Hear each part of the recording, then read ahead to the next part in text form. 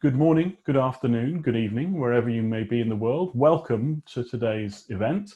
This is the first of 3 webinars that we'll be running in August, September and October, all covering different aspects of digital subscriptions and reader revenue.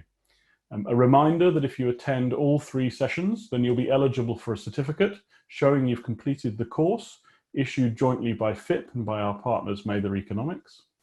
Now today's session, the first one covers customer acquisition, the second one covers engagement, and the final session looks at retention. And across these 3 sessions, you'll have covered all of the major aspects of this subject. A reminder in case you weren't aware that the second session takes place on Wednesday, September the 16th at 5:30 p.m. UK time. It's taking place as part of the FIP Congress, although you can register for it separately. The Congress contains a number of other sessions relating to this subject, including a presentation from noted author Robbie Kelman-Baxter. So if you want to go into even greater depth on this topic, I recommend that you sign up to the Congress now. The link to do this is in the chat. Please do go and visit www.fipcongress.com for more details.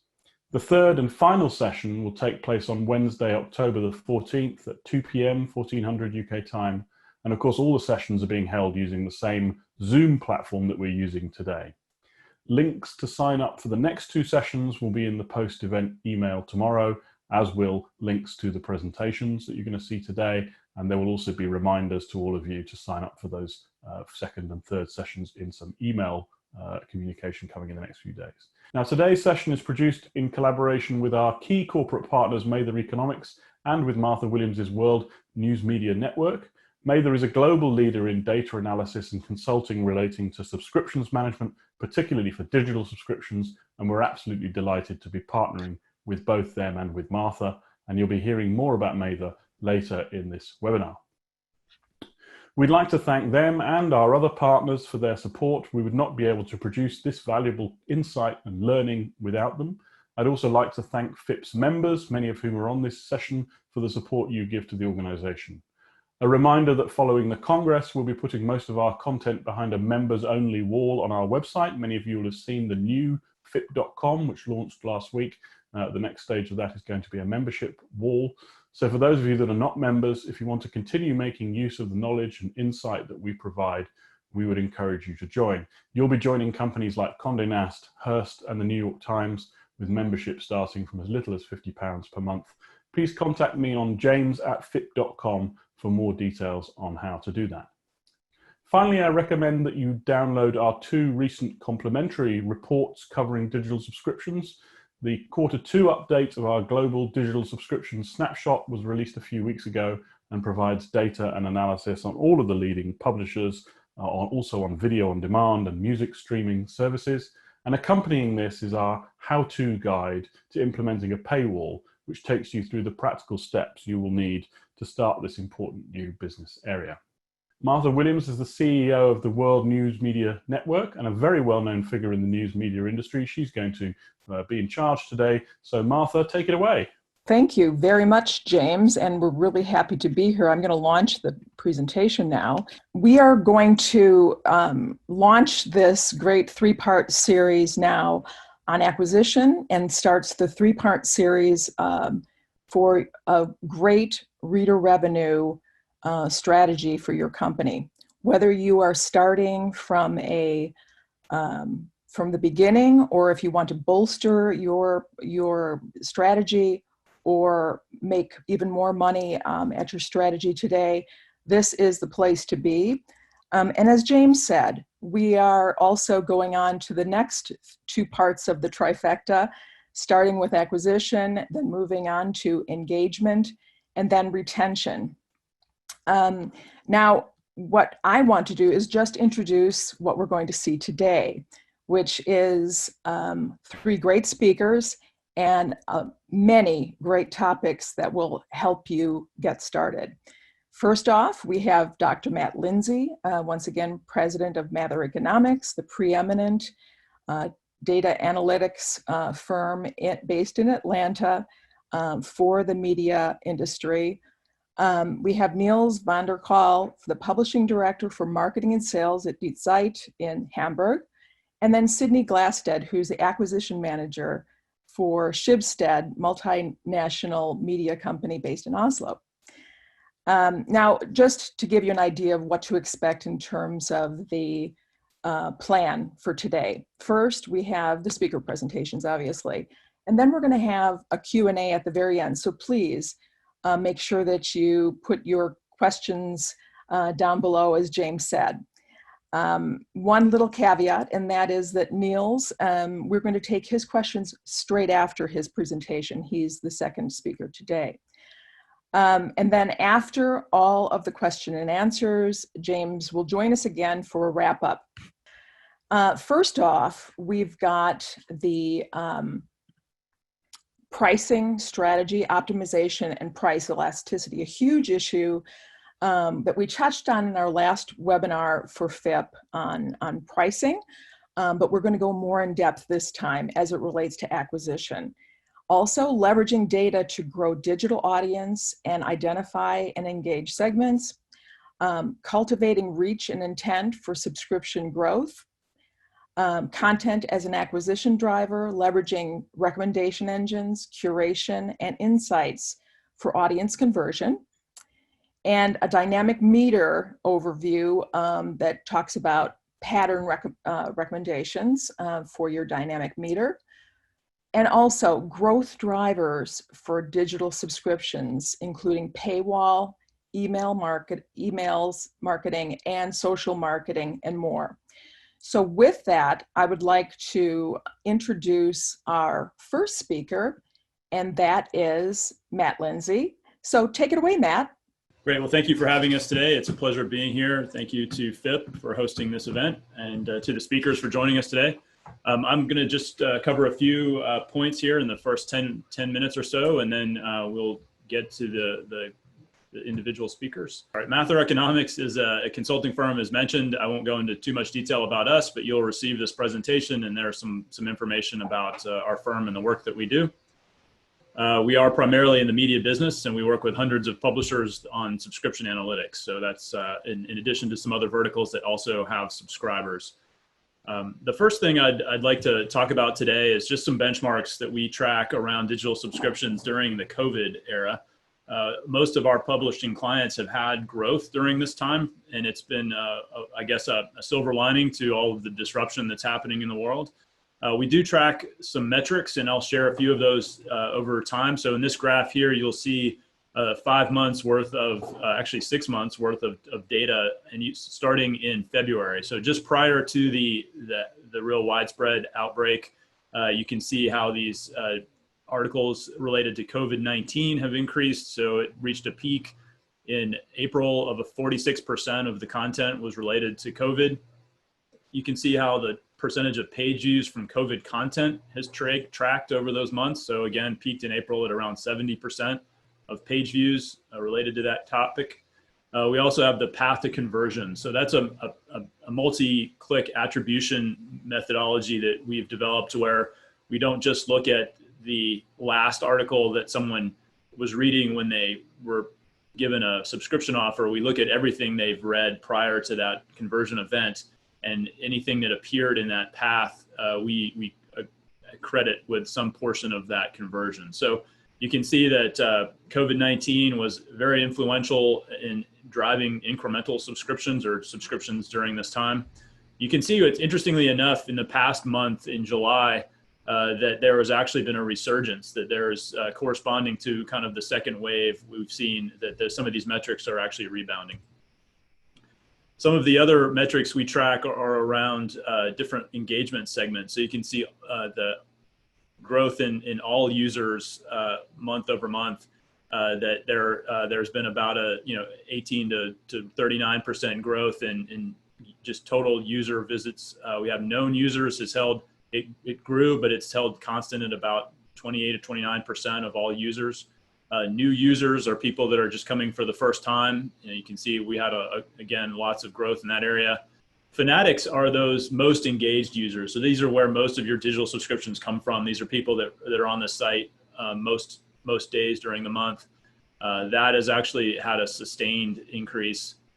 Paywall hits, you can see unique paywall hits actually grew, but has essentially fallen back almost to February levels.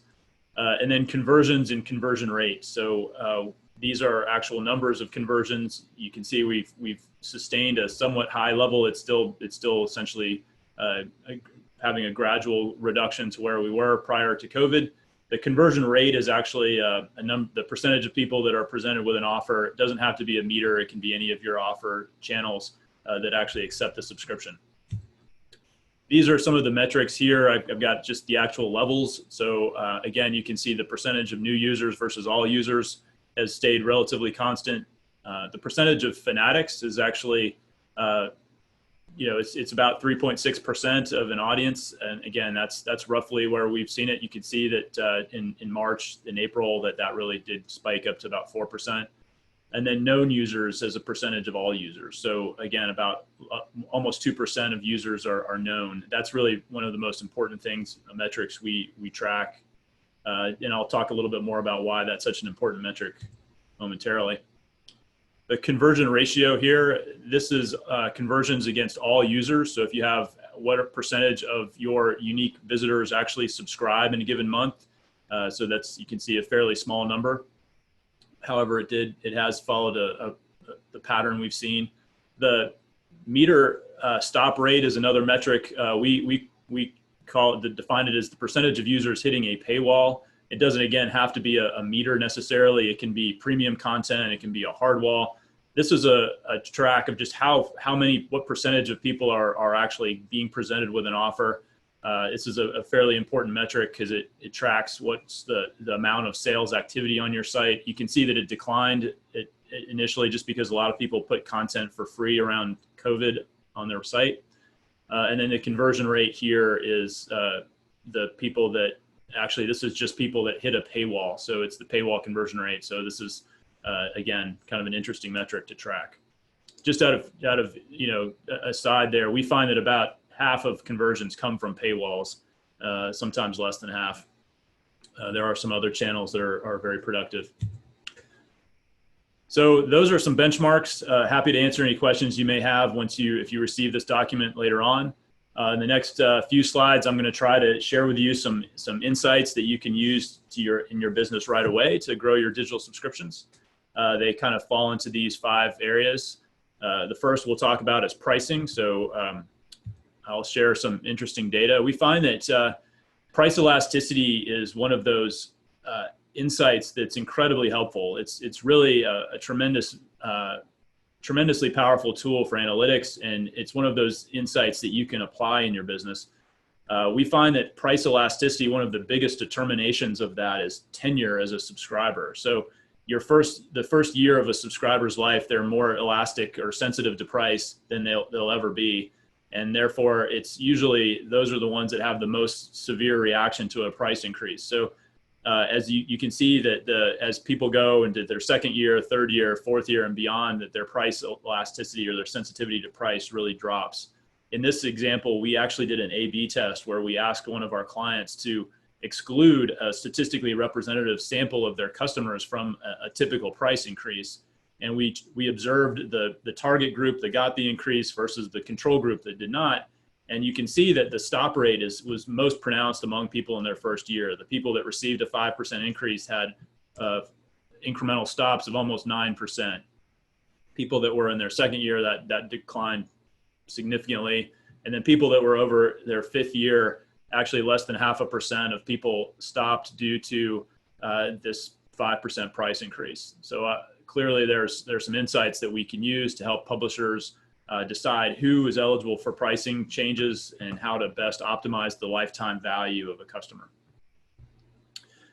These types of insights can also be applied in acquisition offers. And what we do here is we look at the lifetime value of a customer acquired on a particular price.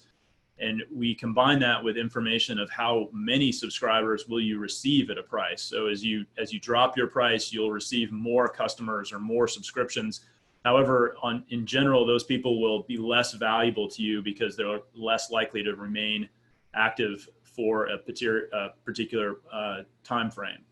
So what we try to find is this balance between quality and quantity, as we say. So and in many cases, we find that the actual optimal price is a little bit less than where people's current prices are, or we find creative ways to extend the term of the subscription to mitigate if you do drop your price, to get a commitment of term from that reader so that they have a time to build the habit of reading. This is a benchmark slide here. So we looked at the pricing, monthly price of different magazine subscriptions, and we looked at price elasticity for those subscriptions. And so here you can see a number of different publications, what their average prices are per month, and then what their price elasticity is. And interestingly, we find that the products that have higher prices on average tend to have lower price elasticities, which in some ways is intuitive. If you charge more for your product, the people that you will actually get as subscribers will be less sensitive to price. So the key insight is that what we share with publishers is they have more pricing power than they believe they do. We are doing a lot of dynamic pricing with digital subscriptions now, and most of our clients are incredibly pleasantly surprised at the resilience of their digital subscriptions to price increases. So certainly the acquisition is a key activity. Now we're really looking at retention and monetization of that audience, and we find that $30 a month in many cases is a sustainable price point, particularly for readers that are very engaged with the product. So I encourage all of you to experiment with price increases and not do across the board price increases, but really be scientific about how you do those. This next couple of slides have to do with digital audience segmentation. And these are really some economic figures around this audience. And I just want to point out a couple of really critical insights. If you go from left to right, essentially the people on the most engaged are what we call fanatics. They're typically around 2% of an audience. And you can see in this particular publication, there's about 90,000 of them, which is a fairly small percentage, obviously 2% of the audience, but they generate a considerable percentage of the page view traffic, both general page views as well as article page views. You can see they're visiting the site 5 days or more on average per week or per month. They are actually having almost 14 visits per user, and the time on site during a visit is over 5.5 minutes. You can see the scroll depth there. Interestingly enough, we can look at the advertising revenue from these subscribers, and most of the time that's due to the greater page view traffic. It's not necessarily that they're higher CPMs, but they do constitute about 27% of the ad revenue. So when you're looking at a paywall or restricting content, the opportunity cost on the ad side is really one of the big factors that you're considering. And so it's interesting. It's very helpful to understand what percentage of ad revenue is coming from these segments. And then you can see the average number of cookies. So this means that people are getting, fanatics are coming from, almost 2 devices on average. So what are some of the key takeaways from this? So the first is really interesting, is that in this particular case study, we found that the flybys, or the people that are really typically your least engaged, they're only coming once per month. That is actually where, in this particular case, a lot of our clients' subscriptions came from. And it was a surprise to most people, but the reason is because there's actually, when you don't know who people are, you tend to miscategorize them. In fact, many people in today's era are cleaning their cookies, they're using new browsers, they're coming from multiple devices. So what may appear to be a flyby is actually someone who is an engaged reader. And so giving these flybys unlimited or access or starting the meter over for them is oftentimes not the most profitable strategy, because we find that in this particular case, 25% of these were miscategorized and were actually people that were not flybys. So making sure that they have an opportunity to subscribe will generate, even though it's a very small percentage of that audience, because it's such a large percentage, it actually generates quite a number of subscriptions. So when you have an intelligent paywall or a dynamic paywall, and this is one of the more powerful insights we've discovered, is that there's actually a rainbow pattern of access that you should give your engagement partners. The key thing is the first exercise is getting to know these readers so that you can model them accurately. But the second is to have a type meter for what we call, people that are essentially first timers or appear to be flybys, and a fairly tight meter for people that are fanatics because they've already essentially become engaged. But then to have slightly more free content for people that are in that middle tier of engagement. And the reason for that is that that incremental article is actually getting them closer to that propensity to subscribe, where they'll actually convert to a subscriber. We find that most people that subscribe actually are presented with an offer multiple times, at least 7 to 10 times. And so you want to have those people continue to engage with your content so that they'll ultimately become subscribers. Really, the last slide here I'll share are some tactical recommendations. So these are particularly applicable for acquisition. We can share more of these in subsequent webinars that we're giving with FIP, but particularly around acquisition, what we find is that long-term subscriptions are a great tactic, that if you can get someone to take a promotional offer that is of a longer period, that has proven to be a very effective tactic. Extended promotional terms. So the key here is that you're extending that, say it's €1 for 4 weeks. We've had some people have extended that to 8, 12 and longer numbers of weeks. Again, it's really just intended to get that person engaged with the content. The other is increase the share of premium content. So most publishers now have a mixed strategy of paywalled, metered content, but also premium content, which is for subscriptions only. And we find that is a very effective tactic. It increases that what we call meter stop rate. We do find that people that convert off of premium content tend not to retain quite as well, because when they converted, they were really not as engaged as someone that's reading their 4th, 5th, or 6th article per month. However, it does generate considerable numbers of subscriptions. In Europe, this is a tactic that's been used for longer than the US. In Europe, we find that people's premium share of content is 35, 40, up to 75%. In the United States, it tends to only be 5, 10%. This is an important one. Adopt an organizational structure that maximizes digital subscriptions. Digital subscriptions are a new business model, and they require a lot of inputs from parts of the organization: editorial, marketing, circulation, management, advertising. Really having technology, all of those people in one team is really vital. We find that our clients that have a very siloed organizational structure are just slower to react to changes or to execute strategies. So we do recommend that be something that you consider. And then lastly, this is a fairly simple one, but reducing the friction in the checkout process, having the fewest number of required pieces of information or steps in that process really do make a huge difference in converting people. As you may have seen, we actually do have white papers on this topic. So you can see the links on this page and the prior slide to some white papers that go into more detail. So that's all I will share today, but thank you for the time, and I will hand it back over to Martha. Thank you, Matt. That was very comprehensive. How do you explain price differences to subscribers in regards to price discrimination? This is a great question. This comes up all the time. One of the things I would suggest is that there's already a considerable amount of pricing difference in the market. Subscribers are, being faced. There's acquisition offers that are constantly in the market, and this has existed for years, even prior to the digital subscription era. So I'll say, one, there's already lots of price variation in the market, and subscribers are already aware of that. The other is that what we share with publishers is that the full price of a product is the same for everyone. Ultimately, everybody will get to the same price. It's really just the path that people take to that price can vary. And if people do ask the customer service agent, we have some responses, best practices that we've learned on how to communicate, and I'd be happy to share those with you. So now it's time to introduce you to the next speaker.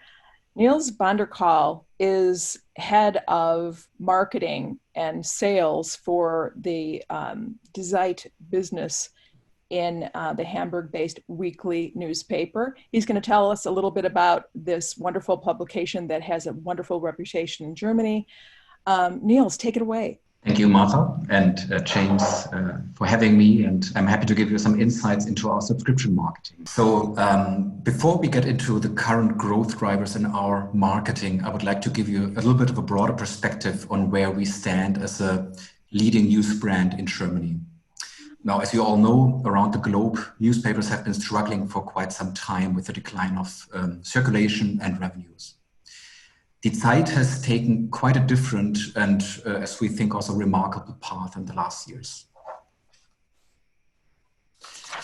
In the last quarter, second quarter 2020, we have reached a record circulation of more than 520,000 copies, which we celebrated with this little ad campaign here. And if we look at the broader trend, the key driver of our growth have, of course, been the subscribers. This is the long-term trend of subscriptions of our newspaper. And as you can see, subscriptions have been growing steadily. What's particularly interesting is the trend after 2010, which is marked here by the red dotted line. Roughly around 2009, the news media market in Germany went into a decline, whereas Die Zeit has continued its steady growth almost unchanged until today. What happened 10 years ago, 2009, 2010? That was basically in Germany the time when smartphones and tablets conquered broadly the German market. Germans are, I'm aware of that, a little bit late in that regard. Germans massively changed after that their reading behavior. Now, we did see that change as not so much as a threat, but as a potential that we try to embrace on the one hand by investing in digital products, and on the other hand, investing in digital marketing. And as a consequence, digital subscriptions have increased quite significantly in the past 5 years, as you can see here represented by the red area. And as of today, approximately 1/4 of our 400,000 subscribers are digital subscribers, full paying. Now, how do we attract the new subscribers?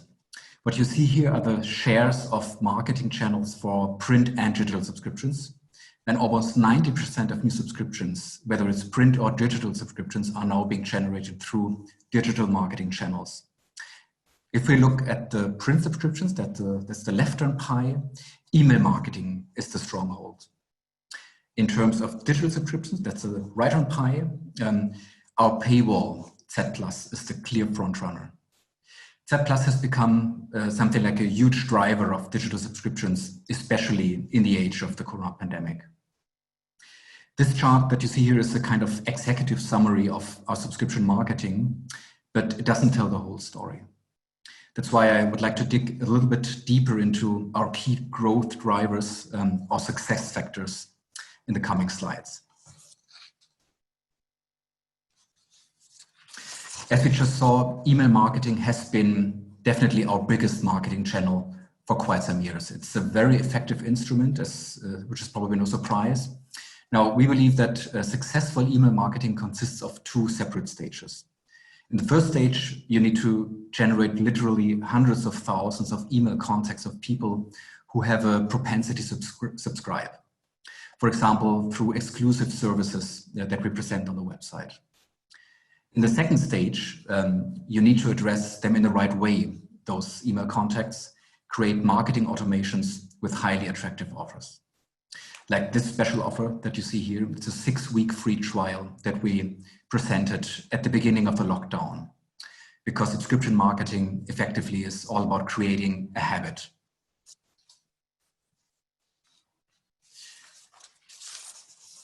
So this is the next growth factor, social media, which is really quite an amazing marketing channel. A key insight for us has been that whatever works in email marketing or in other marketing channels is not working in social media. On Facebook or Instagram, users usually don't react to direct offers. That's definitely our experience of discounted subscriptions. But instead, they want to interact in a different, very often more playful ways, like with online surveys that you see here, or with games and puzzles. But at the end of each game or each survey, you always get a free trial as a reward.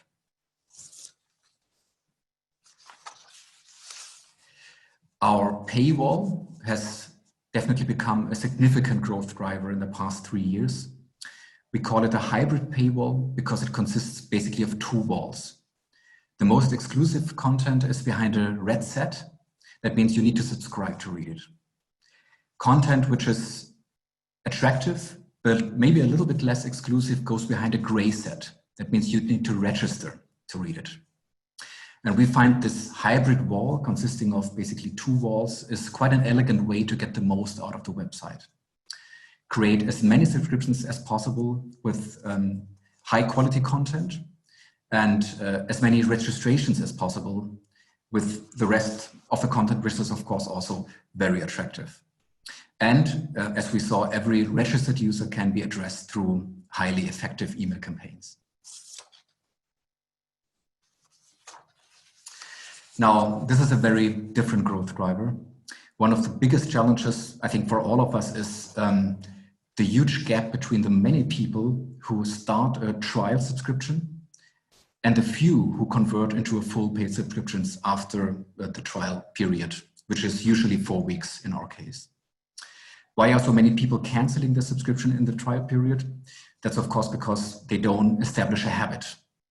And that's why we need to help them creating this habit, establishing this habit, by sending them an email several times a week and basically guiding them through the reading experience. We need to show them which articles are worth reading, which apps are available and how to use them, and ask them how they like the paper, as we do in the third email. Again, interaction with the reader. We created a control group to measure the effect of this new welcome emails, which we introduced at the beginning of this year. And early results show a 1% increase of conversion into the full subscriptions, which is of course a very high profit if you look at it.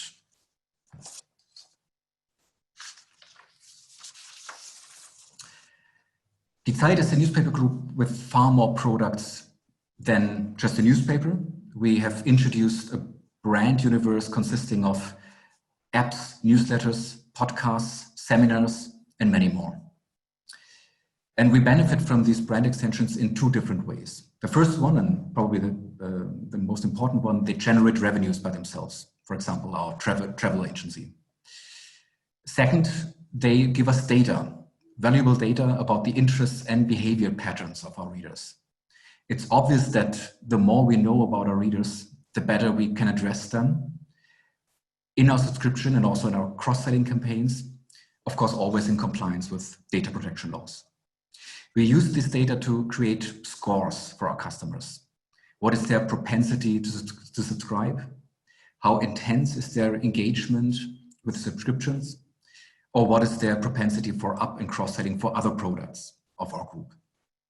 And using these scores to implement data-driven marketing campaigns is definitely one of the key success factors, both in acquisition and engagement of the readers.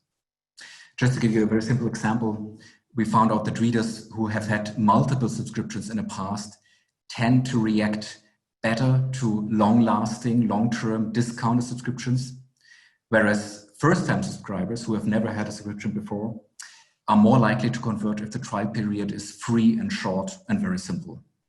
And of course, we implemented this insight into our email campaigns.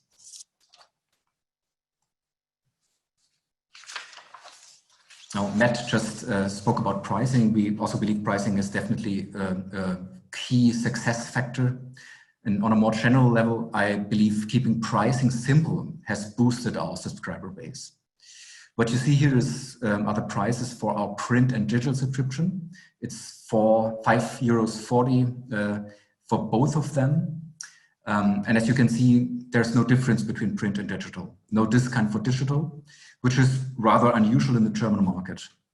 When we introduced the same terms and conditions for print and digital, basically 2 or 3 years ago, we were quite surprised to see that digital subscriptions increased quite significantly in the subsequent months. It's surprising, of course, because the digital price had increased quite significantly. And we believe that there were two effects of this price equality that boosted the circulation.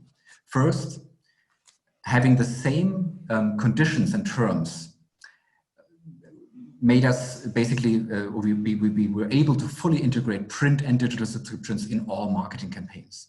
So we had a kind of integrated marketing. And second, we firmly believe readers like it simple. In other words, the product we are selling is not the paper, but content. And from the reader's perspective, the digital product has the same value as the print product. So this was a brief journey through our subscription marketing. I hope there were some interesting insights, and I'll be happy to answer your questions. Thank you. There are some questions here for you that I think really tag along very nicely, especially with the last few slides. One of them says, do you require a credit card for the free trial periods? We do. Yeah, basically, it depends a little bit on the marketing channel, but in a lot of channels, we do either request a credit card or a bank account. It's also important just to signal that after those 4 weeks, you go into a full subscription. And what we do see is the conversion rate is far higher if we get the credit card data or the bank account data.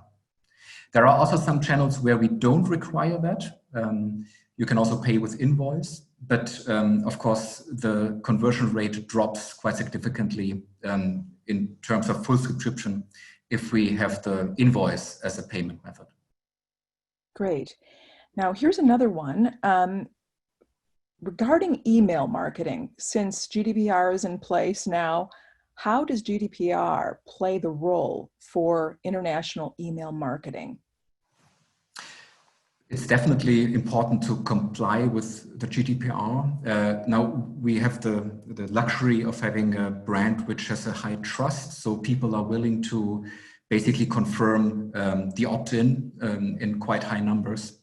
But of course, that's the luxury of having a high trust brand. I'm sure it's far more challenging for maybe a publishing group that has a lot of brands where it's not quite clear for what you are giving the opt-in. But again, that's we have this luxury situation of having readers that do have quite a high trust and therefore are willing to give us an opt-in on a broad level.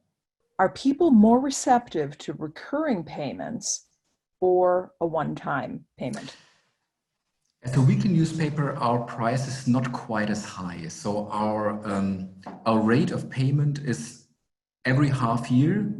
You get an invoice, or the amount is being taken off the credit card, which has proven to work very fine for us. I'm sure that daily newspaper that are a bit more expensive probably would it works better on a monthly basis, since you would have to pay quite a high price if you do that in advance. What is your proportion comparing unique visitor subscribers? What percentage of your visitors are subscribers? I'm afraid I have to get back to that later. I don't have the number right now. What we can say is that what we do see is usually subscribers are people that come very often to our website. So we have a high engagement with people who subscribe. It's usually not the flybys who tend to subscribe. Uh-huh. I'm not quite sure if I got the question right, but I'll be happy to answer that also afterwards. Yeah. And to the person who asked that question, if you have any follow-ups, let us know. And we will, just so you know, if we can't get to all the questions, we'll try to get those questions sent to the speakers so that they can maybe answer them offline. Here's another one. Niels, keen to know the brand extensions that worked, and do share more about Academy. So indeed, the Academy is one of our brand extensions that works very well. That's an online academy on topics ranging from psychology, leadership, and a lot more. And the interesting thing is that we can work very strongly together with our editorial staff, them being experts on a lot of those fields. The Academy, which is basically an online video academy, maybe a little bit similar to there are companies like, for example, Masterclass, is something that worked very well now in this year where we had the lockdown, where physical classes were not possible anymore. So we did see quite a strong boost. And what we do think is that any kind of brand extension has to be very close to the core brand. That's what is working, especially then in marketing. Yeah, it's clear that we are very good in having seminars, maybe also travel business is working very well for us. People trust us in finding the right destinations. Books, music, and a lot more.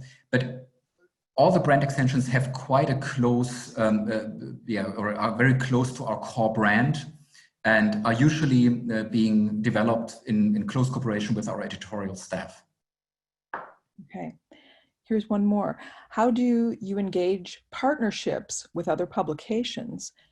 How does that work?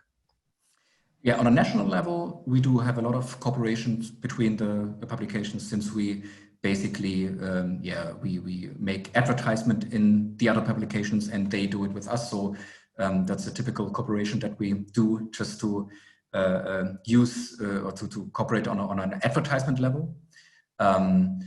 On an international level, we do see that it's hard for us to get outside of the German-speaking market, which probably is quite logical, since people don't tend to speak German outside of Germany, Austria, and Switzerland. But we do have a lot of cooperation within the German market, especially in terms of exchanging advertisement places. Yes. Now, of course, content has been front and center for you. Here's a content question. Do you have online content that are not available to print customers? Many publishers are seeing online as another business and not a one-to-one copy of print. Mm-hmm. Yeah, I would put it that way. All the content that is in a newspaper you will find online, but most of it, of course, behind the paywall. But online is bigger than print, and we do have online-only content, which seems very logical, being a weekly newspaper, which is not able to follow the daily news. So the website, of course, is basically our 24/7 medium, where we do have the current news and dig into this news a bit more deeply, which we as a weekly newspaper cannot do, of course. Yes. Now, another content question that points to native and branded content. Do you see custom solutions as a growing business, native and branded content? I have to admit, that's not quite my field. I'm in charge of the reader revenues, but I'm sure that is a very important business for my sales colleagues. As far as I can see, I think it's a very growing business, definitely. All right, so I am very pleased. Thank you, Niels, by the way. Thank you very much. Now I'm very pleased to introduce our next speaker, who is the acquisition manager for Schibsted, the multinational media company based in Oslo. Sydney Glasted, please take it away. Thank you, Martha. It's good to be here. As Martha said, my name is Sydney Glastad, and I work in Schibsted as the acquisition manager for Aftenposten. Aftenposten is the largest subscription newspaper in Norway right now. We started doing business back in 1886, founded by Christian Schibsted, so that's where that name comes from.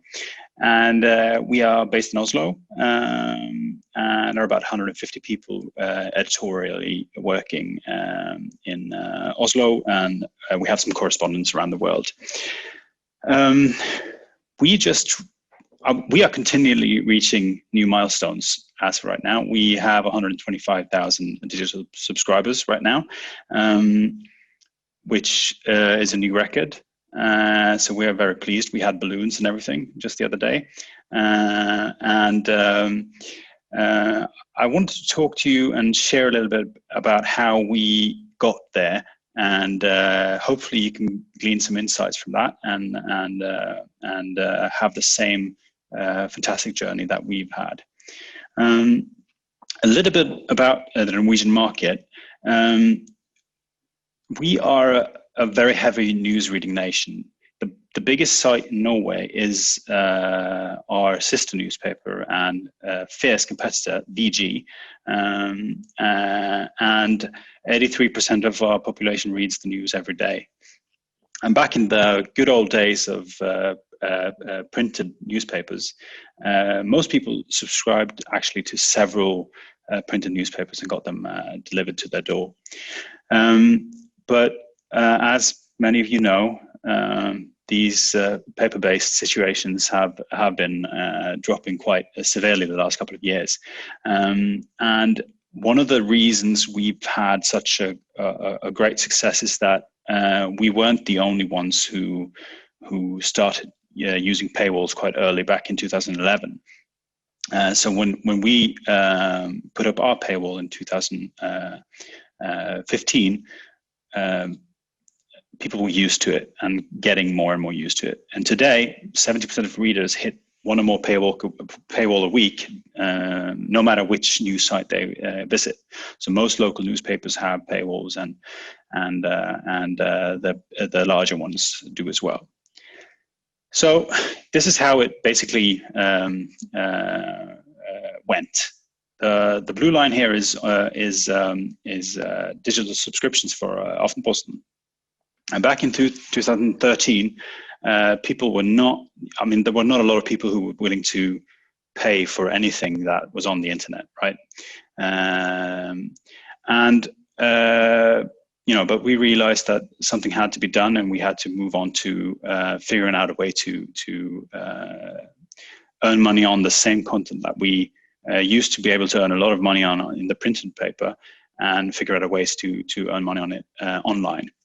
So back in 2015, we launched our, we basically said, this is what we're going to do now. We're going to figure out digital and digital user payments. So a team was launched with quite a couple of resources to try to figure this out.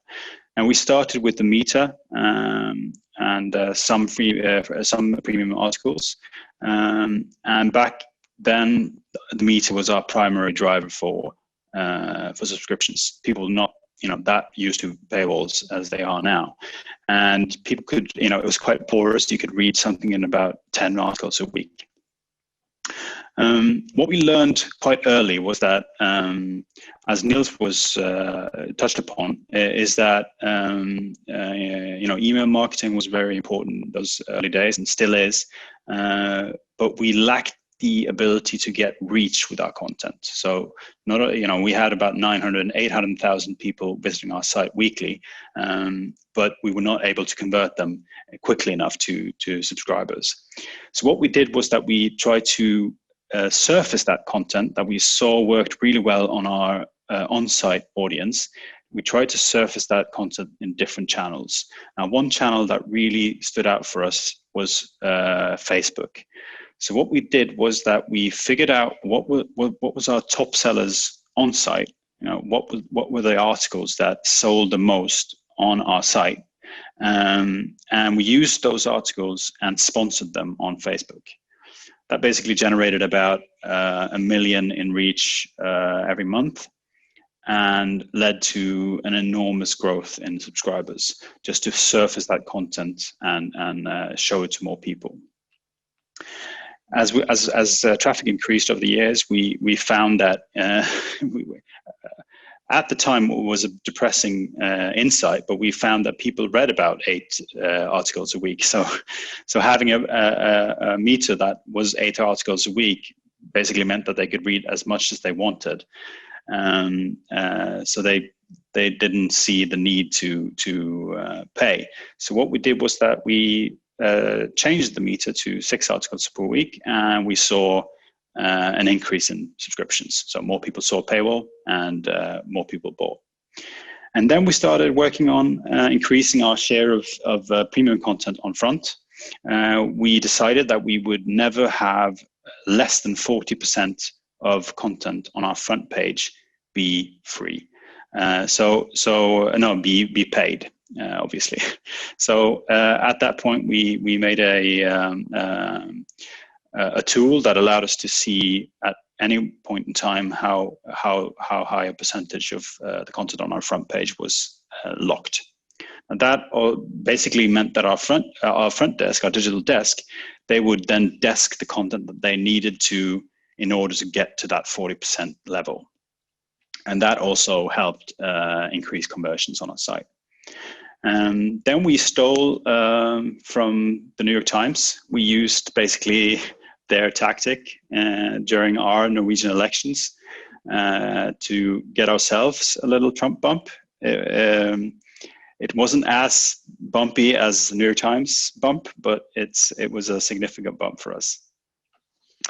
Later, we basically did we looked at how things were going, and we realized that we, at that point in time, had basically changed our model. Now we are primarily a paid content newspaper with a meter. As the meter is becoming less and less relevant, it's not where we see a lot of our sales now. So a little bit about Aftenposten. That was like the story of how we got where we are now, and this is what has happened since. So about almost 80% now in 2020 of our revenues come from paid content, from paying subscribers. And our advertising revenues have basically fallen to below 20%. And most of that advertising revenue is obviously print, but we have some interesting and exciting growth in our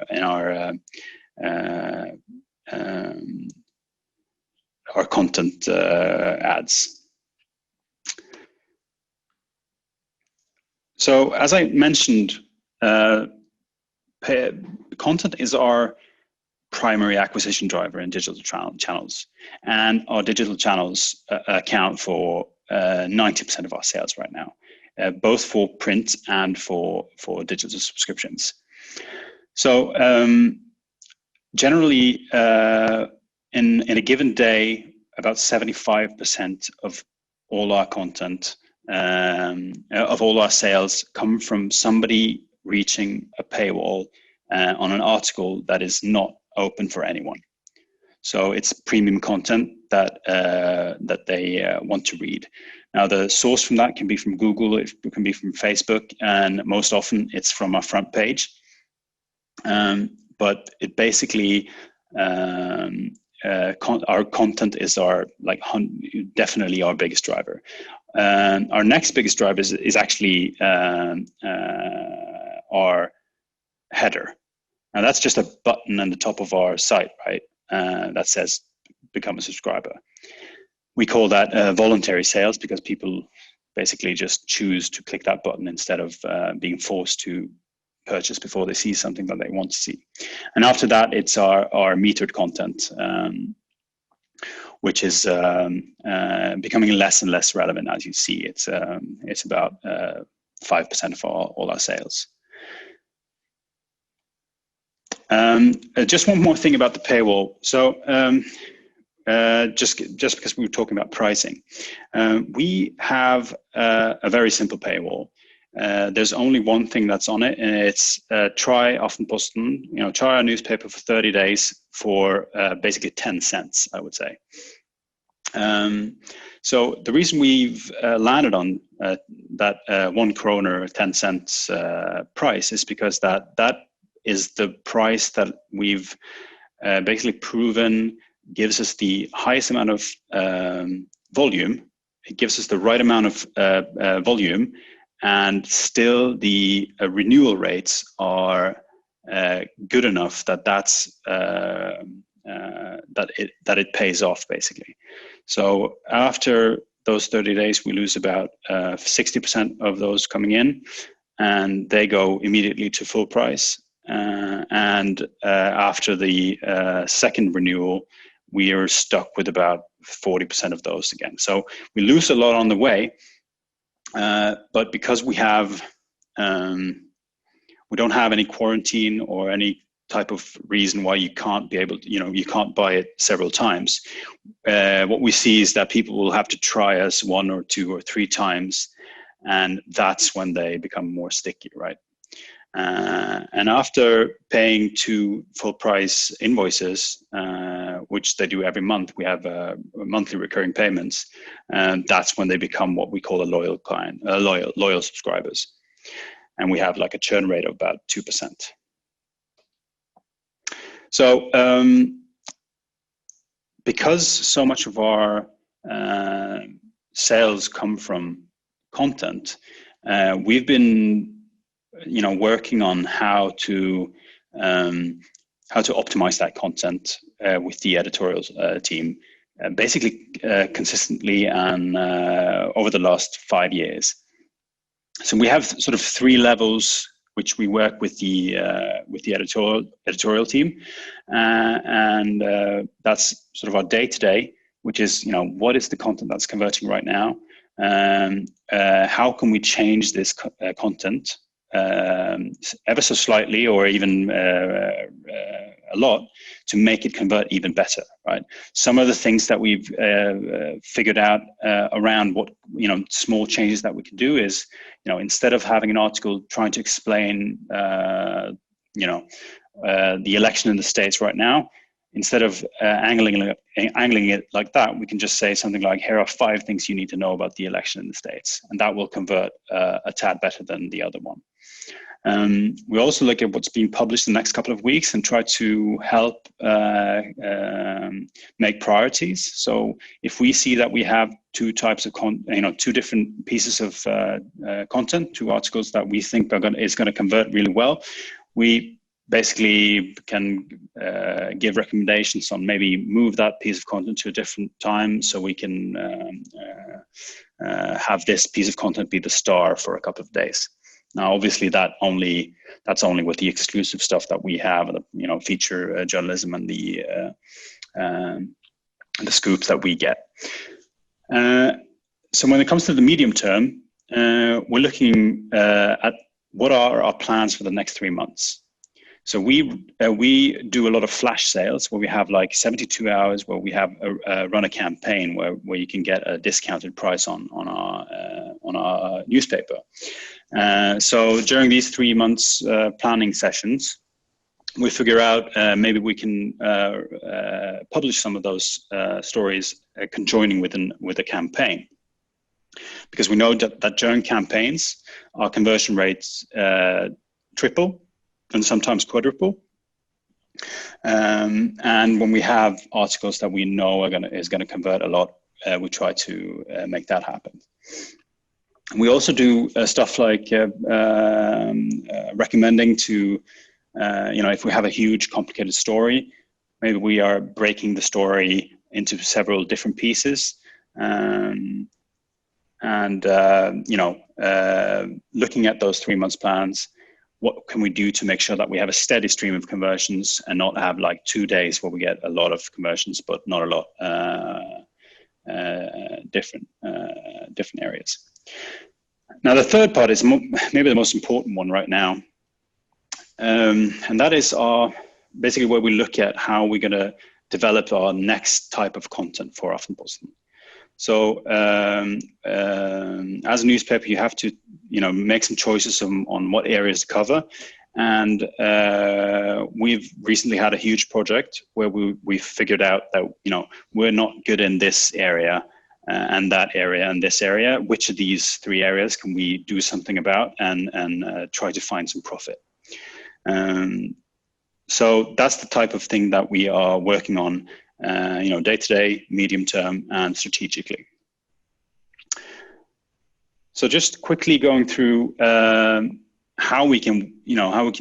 what type of tools do we have to inform our day-to-day work? So we have basically 3 important tools for that. The first one is basically a Slack channel, which is driven by a recommendation engine that we call the Oracle. Now this basically looks at our metered articles and looks at some key statistics on that to recommend to the front desk if it should be closed or not. So they will get a message in Slack saying this article should probably or could probably be a paid content article. And that's led us to basically increase a couple of, just get some more sales out of articles that we generally wouldn't have locked at all. Now, the second tool is Curate, which is the optimization of our front page. So that basically says that, it's an algorithm that controls what is being shown on our front page. So it basically tries to remove articles that you've read, that you've already read, but it also tries to put on, for non-subscribers, it tries to surface content that is high converting. For subscribers, it tries to focus on content that will keep you engaged longer, and content that you need to see. And there are different feeds that feed into the total feed, and that is run by the editors. Now, the last tool is Insight, which is our real-time conversion tool. It basically shows us what articles convert, which channel those conversions come from. And that's what we use to inform our Facebook sponsoring, for instance, and which articles we use for that. So here's the tool itself, and you can just have a look at that when you get the presentation later. We also have each individual team in the newsroom have their own dashboard that tells them if they are having success or not. So they set their own targets, and they try to reach those targets on a weekly or monthly basis. So this is, for instance, for commentary, our opinion pieces, and the goals that they've chosen here are successful articles or comments, which are articles with at least 10,000 views, 100,000 views. We also have page views from subscribers, which is a goal, and a percentage of people who finished an article, and sales. So for a different section, it will be different numbers and different KPIs.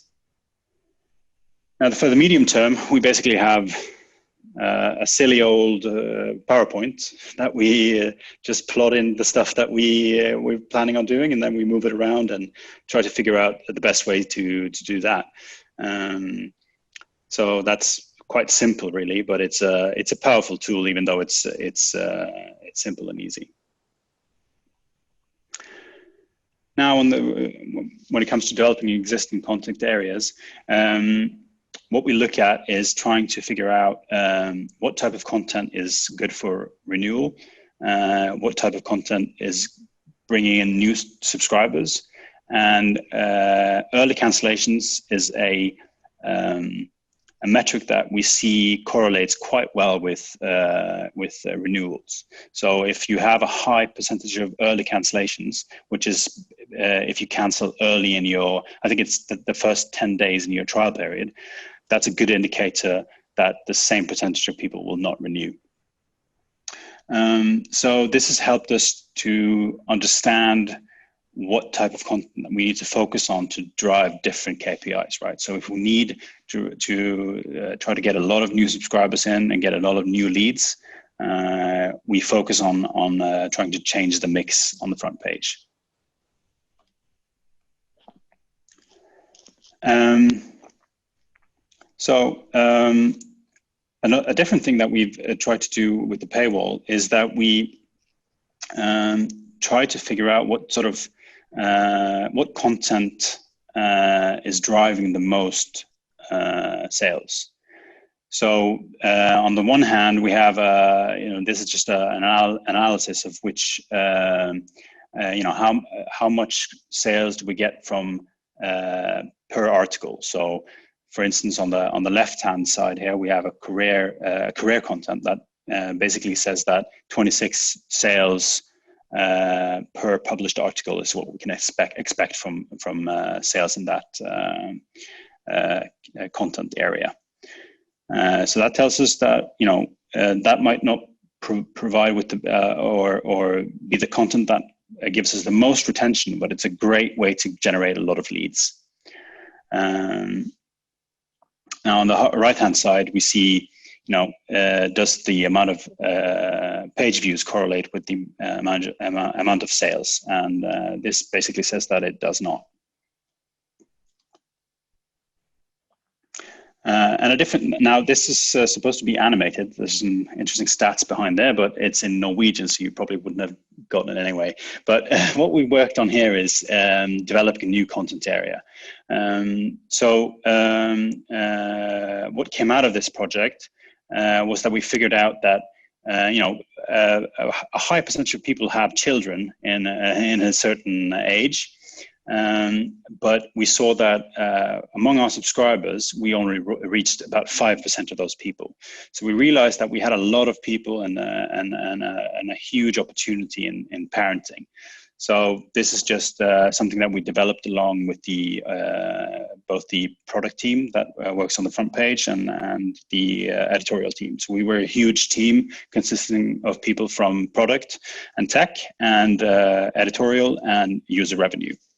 So, yeah, this is just a quick overview of our model, the way we have it today, which is also something I was thinking you can have a look at later. But I just wanted to quickly say that, what we found is that the more it is, core Aftenposten content, the more it belongs behind the paywall. And the more it is shared and largest news stories that everybody has, the less reason there is for putting it behind paywall.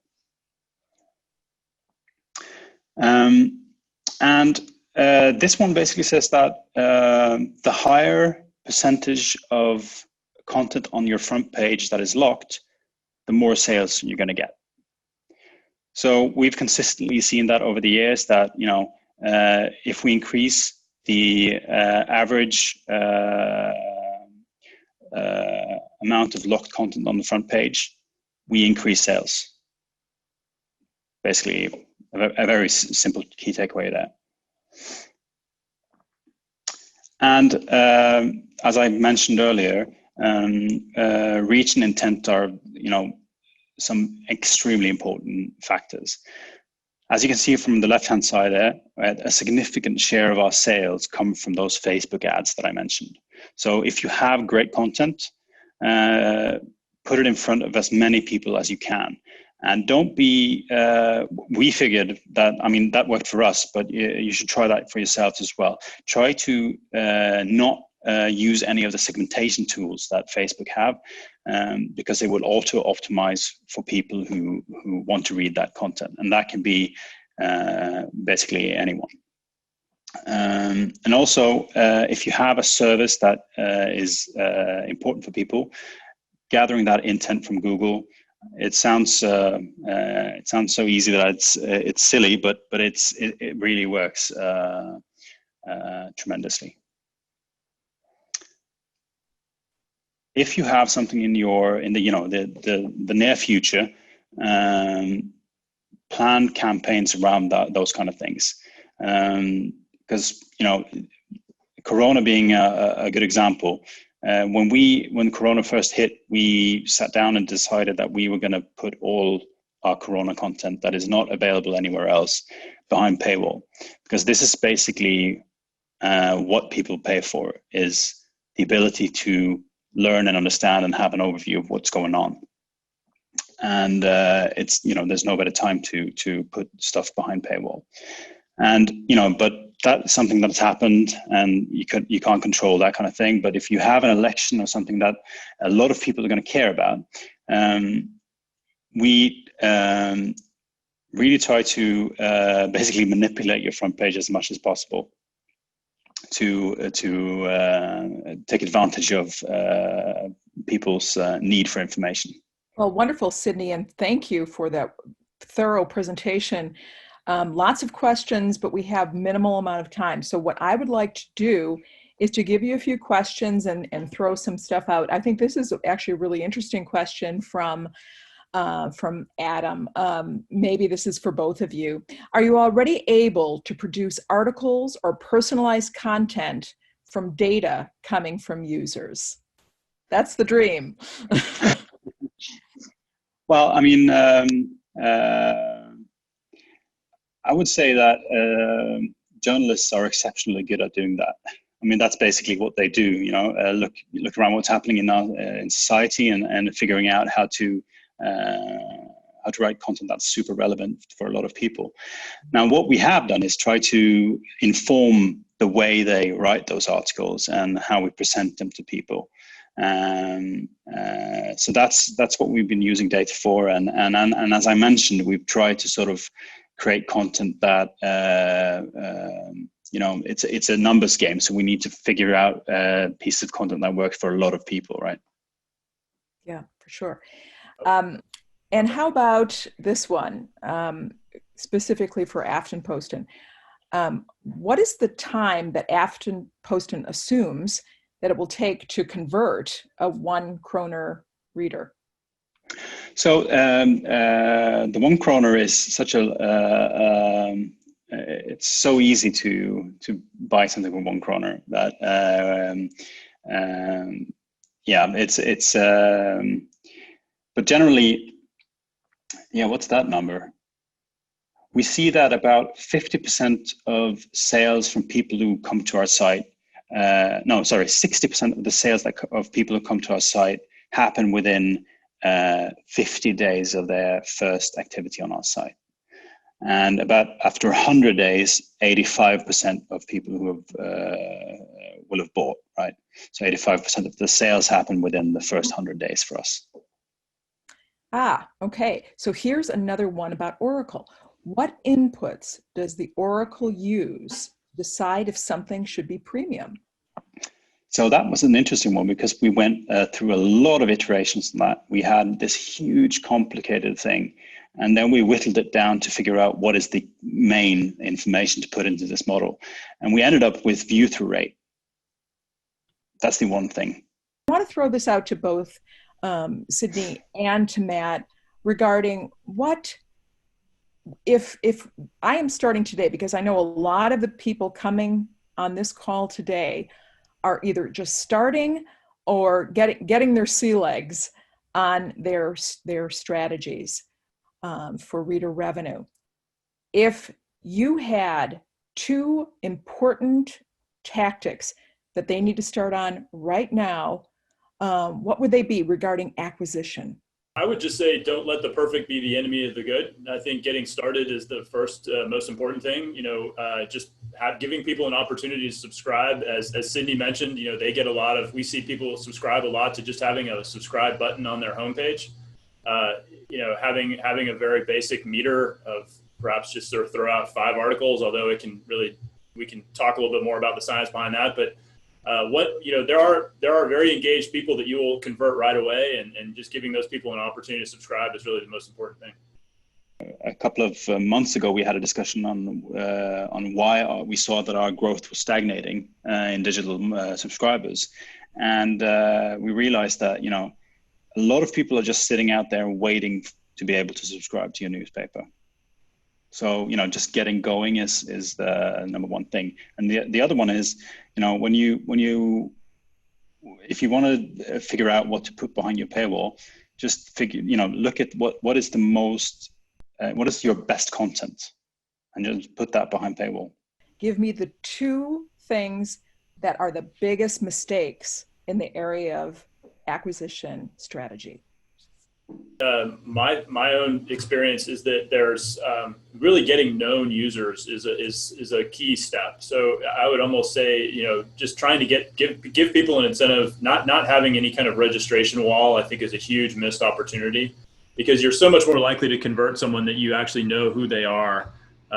Is one thing. The other is I'm a little leery of free trials, and I think, you know, Sydney's example of having 1 kroner as a price, to pay that, you have to basically go through a process of giving your identity. So I think getting it, you know, an incentive for, you know, really the kroner is not the reason, is not the value of the transaction. It's the actual information exchange that you're giving there. Sydney? Yeah, that's a good point. So, I mean, I would say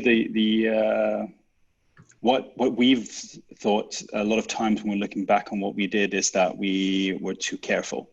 So we waited too long to adjust our meter, and so I think our main regret is not being a tad more aggressive with our paid content. So closing down more and having a less forgiving meter, I would say. Well, there you have it. Some great words of wisdom from our illustrious speakers. And now I'm going to hand over to James to wrap up the session. Thank you very much, speakers. We really appreciate your wisdom. Yes, a big thank you from me as well. What a fantastic session. So much content there, almost too much for everybody to take in. And I'm sure that everybody will want to look at those slides again, which you'll be able to do when you download from the link that we'll be sending you. But a big thank you from me to Martha, to Matt, and to our guest, Nils and Sydney. Thank you very much for joining us. And to all of you as well for coming on this session. Nearly 200 of you came on this session today. That's fantastic. Thank you very much for that. A reminder that the next session is on the 16th of September at a slightly later time. It's at 5:30 p.m. UK time. And the link to sign up to both the second and third session will be in your follow-up email. Crucially, if you're a member of one of these, if you're an employee of one of these companies anywhere in the world, this is any subsidiary anywhere in the world, Condé Nast, Future, Burda, Immediate Media, Mondadori, the NHK Corporation of Japan, National Geographic, and Disney, New Scientist, or Prisma Media and Gruner and Jahr, then you already have corporate access to the Congress, and details of how to take advantage of that will be coming to you very soon. That is free access for all members of staff of those companies, so you don't need to sign up separately.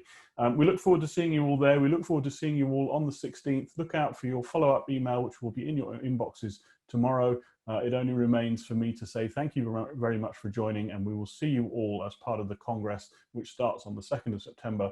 See you then. Thank you very much, and goodbye.